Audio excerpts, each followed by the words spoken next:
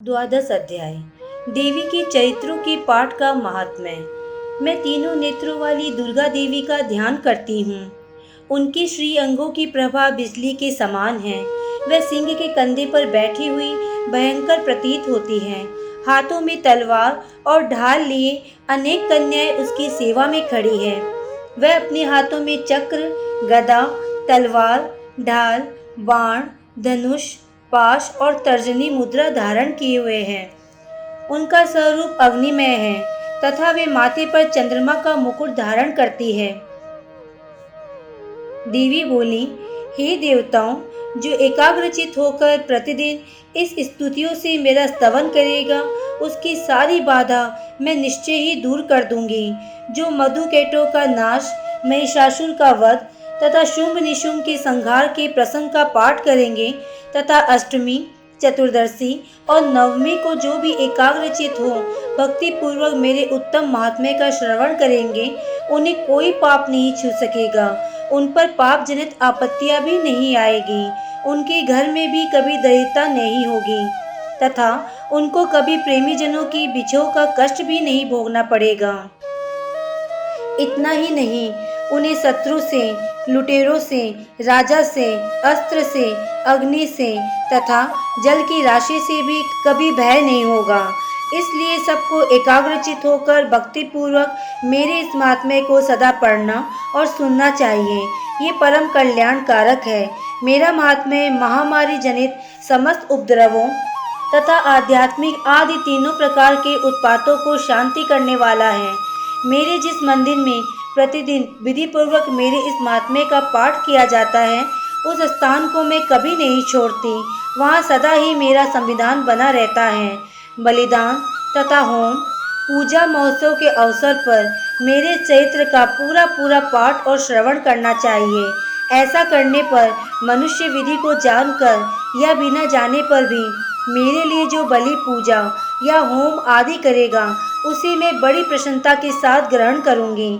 शरद काल में जो वार्षिक महापूजा की जाती है, उस अवसर पर जो मेरे इस महात्म्य को भक्ति पूर्वक सुनेगा, वह मनुष्य मेरे प्रसाद से सब बाधाओं से मुक्त तथा धन धान्य एवं पुत्र से संपन्न होगा। इसमें तनिक भी संदेह नहीं है। मेरा ये महात्म्य, मेरे प्रादुर्भाव की सुंदर कथाएं तथा युद्ध में किए हुए मेरे पराक्रम को सुनने से मनुष्य निर्भय हो जाता है। मेरे महात्म्य का श्रवण करने वाले पुरुषों के शत्रु नष्ट हो जाते हैं, उन्हें कल्याण की प्राप्ति होती है तथा उनका कुल आनंदित रहता है। सर्वत्र शांति कर्म में बुरे स्वप्न दिखाई देने पर तथा ग्रह जनित भयंकर पीड़ा उपस्थित होने पर मेरा महात्म्य श्रवण करना चाहिए। इससे सब विघ्न तथा भयंकर ग्रह पीड़ाएं शांत हो जाती हैं और मनुष्यों द्वारा देखा हुआ दुस्वप्न शुभ स्वप्न में परिवर्तित हो जाता है। बाल ग्रह से आक्रांत हुए बालकों के लिए ये महात्म्य अति उत्तम और शांति कारक है तथा मनुष्य के संगठन में फूट होने पर वह अच्छी प्रकार मित्रता कराने वाला होता है। ये महात्म्य समस्त दुराचारियों के बल का नाश करने वाला है। इसके पाठ मात्र से राक्षसों, भूतों और पिशाचों का नाश हो जाता है। मेरा ये सब महात्म्य मेरे समीप्य की प्राप्ति कराने वाला है। पशु, पुष्प, अर्थ, दीप, गंध आदि उत्तम सामग्रियों द्वारा पूजन करने से, ब्राह्मणों को भोजन कराने से, होम करने से, प्रतिदिन अभिषेक करने से, नाना प्रकार अन्य भागों को अर्पण करने से तथा दान देने आदि से 1 वर्ष तक जो मेरी आराधना की जाती है, उससे मुझे जितनी प्रसन्नता होती है, उतनी प्रसन्नता मेरे इस उत्तम चरित्र का एक बार श्रवण करने मात्र से हो जाती है। ये महात्म्य श्रवण सब पापों को हर लेता है और आरोग्य प्रदान करता है। मेरे प्रादुर्भाव का कीर्तन समस्त भूतों से रक्षा करता है तथा मेरा युद्ध विषय चरित्र दुष्ट दैत्यों का संहार करने वाला है। इसके श्रवण करने पर मनुष्य को शत्रु का भय नहीं रहता। देवताओं, तुमने और महर्षियों ने जो मेरी स्तुतियाँ की है तथा ब्रह्मा जी ने जो स्तुतियाँ की है, वह सभी कल्याण में बुद्धि प्रदान करती है।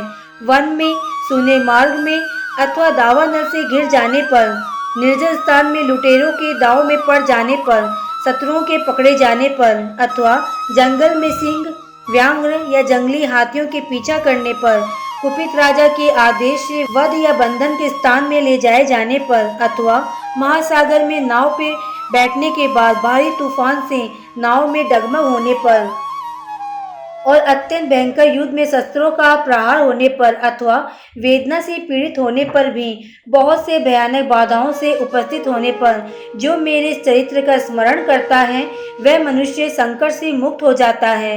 मेरे प्रभाव से सिंह आदि हिंसक जंतु नष्ट हो जाते हैं तथा लुटेरे और शत्रु भी मेरे चरित्र का स्मरण करने वाले पुरुषों से दूर भागते हैं। ऋषि बोले, यो कहकर प्रचंड पराक्रम वाली भगवती चंडिका सब देवताओं के देखते देखते वही अंतर्ध्यान हो गई।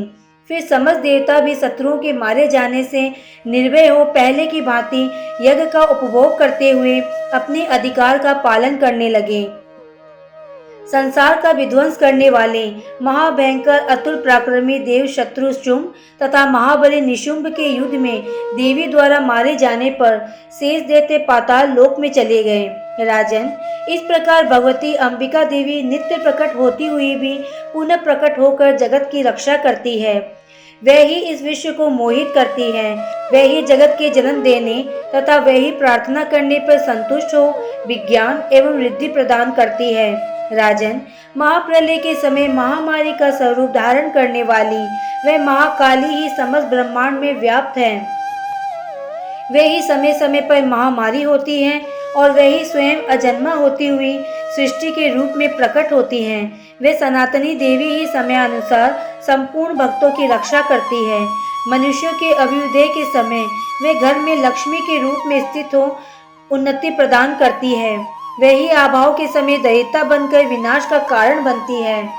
पुष्प, धूप और गंध आदि से पूजन करके उनकी स्तुति करने पर वे धन, पुत्र, धार्मिक बुद्धि तथा उत्तम गति प्रदान करती है।